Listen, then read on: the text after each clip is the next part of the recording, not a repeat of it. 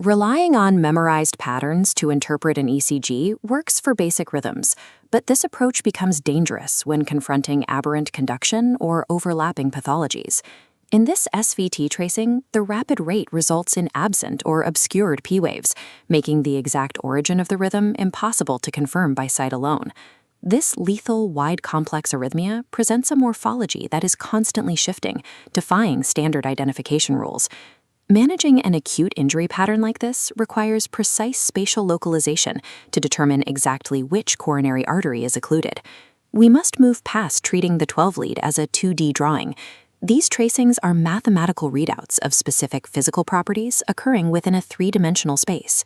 Advanced electrocardiography requires reconstructing three biophysical pillars: the direction of the impulse, the velocity of the conduction, and the recovery of the cells. The first pillar is direction. Think of each lead as a camera. When an electrical impulse moves towards a camera's positive electrode, the ECG records an upright deflection.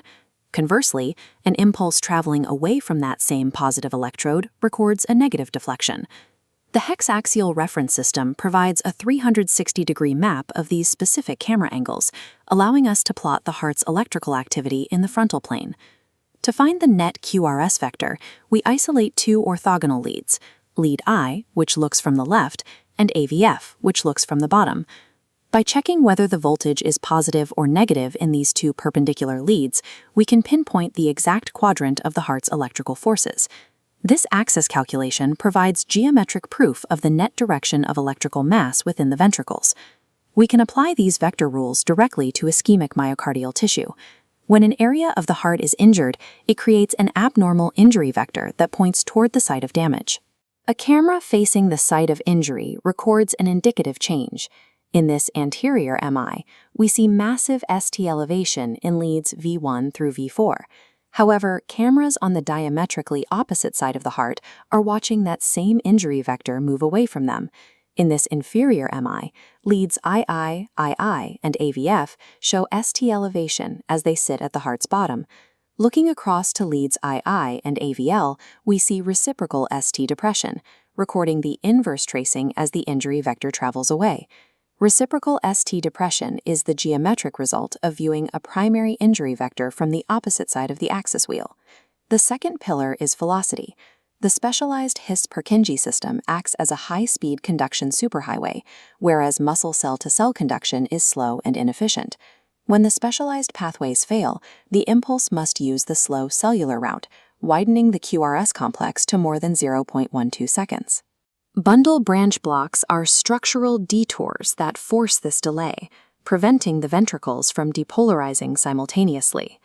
In a right bundle branch block, the left ventricle activates normally, but the impulse travels slowly to the right. This creates the characteristic wide RSR prime pattern in lead V1.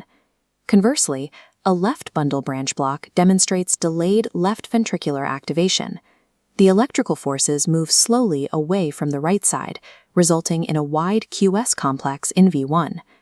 A wide complex proves the signal has abandoned normal pathways and is traveling through structural blockades. Anatomy also dictates electrical speed in Wolff-Parkinson-White syndrome, where an accessory pathway completely bypasses the AV node. This bypass results in a short PR interval because the impulse avoids the natural physiological delay of the AV node. The delta wave represents the impulse spreading slowly through the ventricular muscle before the normal conduction system can catch up. Once the signal passes the AV node, the specialized Purkinje system completes the rest of the QRS complex normally. WPW demonstrates how aberrant anatomy dictates both electrical velocity and the resulting ECG morphology. The third pillar is recovery. Repolarization, the ST and T wave, is the vulnerable resetting phase of the heart's ion channels. Brugada syndrome is an inherited channelopathy where these ion channels are defective, even in a heart that appears structurally normal. In leads V1 through V3, we look for diagnostic errors: the coved ST segment elevation of type 1 Brugada or the saddleback pattern of type 2. In long QT syndrome, repolarization is abnormally prolonged. Because the QT interval changes with the heart rate, a static measurement is insufficient. We use the Bizet formula to calculate the corrected QT interval. A QTc longer than 500 milliseconds indicates an unstable substrate. Abnormally slow repolarization leaves the myocardium electrophysiologically unstable, creating the conditions for lethal re-entry circuits.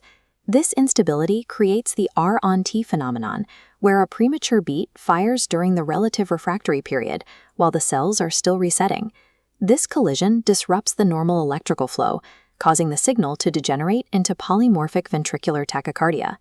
This sustained, life-threatening rhythm is known as torsades de pointes. The complexes appear to twist around the isoelectric line, as the electrical vector continuously changes direction within the heart. Torsades represents the ultimate consequence of repolarization failure, where a single ectopic spark leads to sudden cardiac death. To analyze advanced 12-lead ECGs, we integrate these physical variables into a single comprehensive framework. In every complex case, we must determine the spatial vector, measure the conduction velocity, and analyze the repolarization reset. Memorizing patterns will eventually fail when confronted with the complex interactions of ischemia, conduction blocks, and channelopathies.